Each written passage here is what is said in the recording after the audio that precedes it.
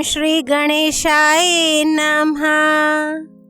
ओम श्री पुराण पुरुषोत्तमाय नमः। श्री शिव पुराण संहिता 1 विधेश्वर संहिता अध्याय 10 5 कृत्यों का प्रतिपादन, प्रणव एवं पंचाक्षर मंत्र की महत्ता, ब्रह्मा विष्णु द्वारा भगवान शिव की स्तुति तथा उनका अंतर्धान। ब्रह्मा और विष्णु ने पूछा, प्रभो, सृष्टि आदि 5 कृत्यों के लक्षण क्या हैं? वह हम दोनों को बताइए। भगवान शिव बोले, मेरे कर्तव्यों को समझना अत्यंत गहन है, तथापि मैं कृपा पूर्वक तुम्हें उनके विषय में बता रहा हूँ।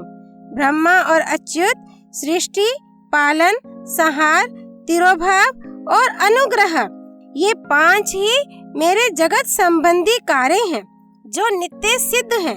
संसार की रचना का जो आरंभ है उसी को सर्ग या सृष्टि कहते हैं। मुझसे पालित होकर सृष्टि का सुस्थिर रूप से रहना ही उसकी स्थिति है, उसका विनाश ही संहार है। प्राणों के उत्क्रमण को तिरोभाव कहते हैं। इन सब से छुटकारा मिल जाना ही मेरा अनुग्रह है। इस प्रकार मेरे 5 कृत्य हैं। सृष्टि आदि जो 4 कृत्य हैं वे संसार का विस्तार करने वाले हैं। 5वां कृत्य अनुग्रह मोक्ष का हेतु है। वह सदा मुझ में ही अचल भाव से स्थिर रहता है। मेरे भक्तजन इन 5 कृत्यों को 5 भूतों में देखते हैं। सृष्टि भूतल में, स्थिति जल में, संहार अग्नि में, तिरोभाव वायु में और अनुग्रह आकाश में स्थित है। पृथ्वी से सबकी सृष्टि होती है, जल से सबकी वृद्धि एवं जीवन रक्षा होती है, आग सबको जला देती है, वायु सबको एक स्थान से दूसरे स्थान को ले जाती है और आकाश सबको अनुग्रहित करता है। विद्वान पुरुषों को ये विषय इसी रूप में जानना चाहिए। इन 5 कृत्यों का भार वहन करने के लिए ही मेरे 5 मुख हैं। 4 दिशाओं में 4 मुख हैं और इनके बीच में 5वां मुख है। पुत्रों, तुम दोनों ने तपस्या करके प्रसन्न हुए मुझ परमेश्वर से सृष्टि और स्थिति नामक 2 कृत्य प्राप्त किए हैं। ये दोनों तुम्हें बहुत प्रिय हैं। इसी प्रकार मेरी विभूति स्वरूप रुद्र और महेश्वर में दोनों अन्य उत्तम कृत्य संहार और तिरोभाव मुझसे प्राप्त किए हैं, परंतु अनुग्रह नामक कृत्य दूसरा कोई नहीं पा सकता। रुद्र और महेश्वर अपने कर्म को भूले नहीं हैं, इसलिए मैंने उनके लिए अपनी समानता प्रदान की है।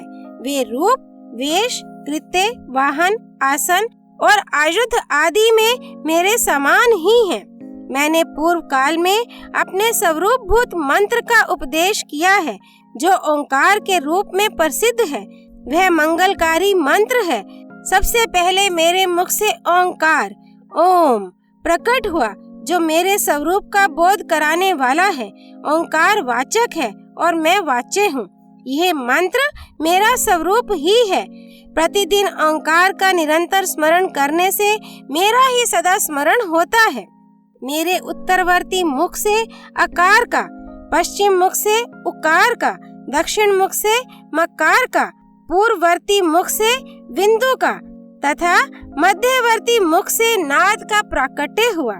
इस प्रकार 5 अवयवों से युक्त ओंकार का विस्तार हुआ है। इन सभी अवयवों से एकीभूत होकर वह प्रणव ओम नामक एक अक्षर हो गया।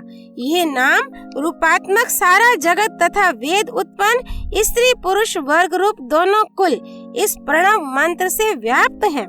यह मंत्र शिव और शक्ति दोनों का बोधक है। इसी से पंचाक्षर मंत्र की उत्पत्ति हुई है, जो मेरे सकल रूप का बोधक है।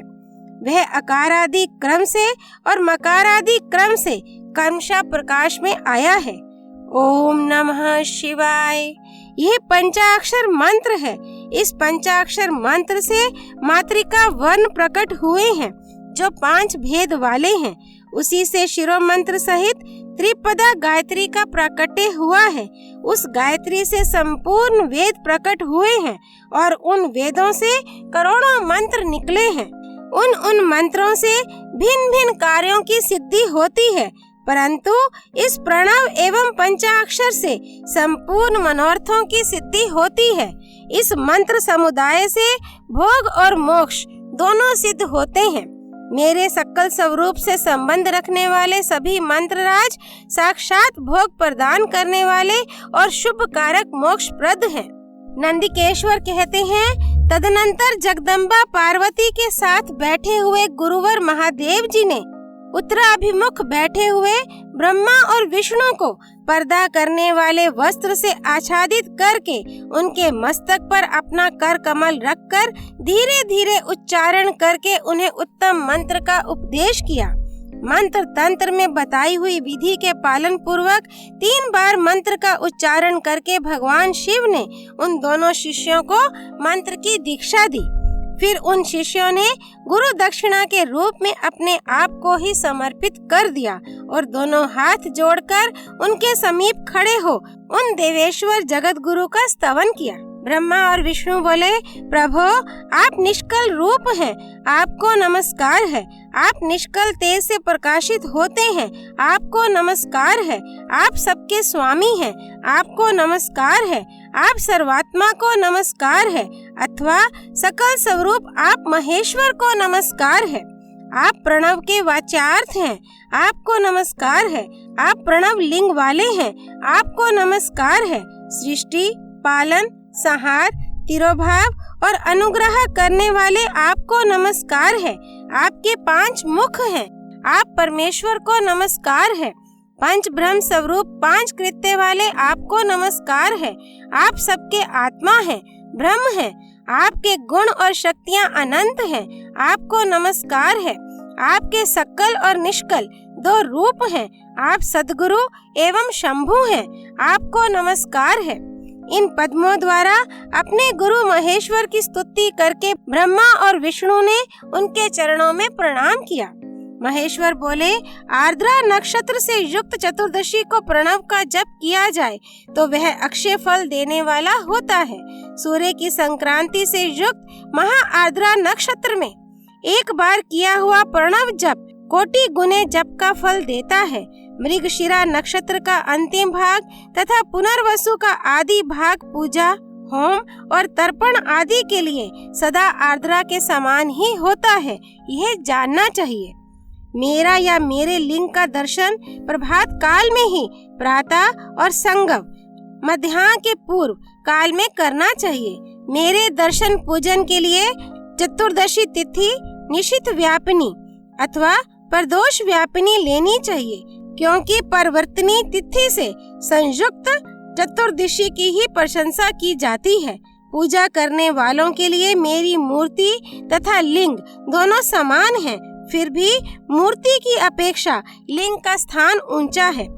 इसलिए मुमुक्षु पुरुषों को चाहिए कि वे वेर मूर्ति से भी श्रेष्ठ समझकर लिंग का ही पूजन करें। लिंग का ओंकार मंत्र से और वेर का पंचाक्षर मंत्र से पूजन करना चाहिए। शिवलिंग की स्वयं ही स्थापना करके अथवा दूसरों से भी स्थापना करवाकर उत्तम द्रव्य में उपचारों से पूजा करनी चाहिए। इससे मेरा पद सुलभ हो जाता है। इस प्रकार उन दोनों शिष्यों को उपदेश देकर भगवान शिव वहीं अंतर्धान हो गए।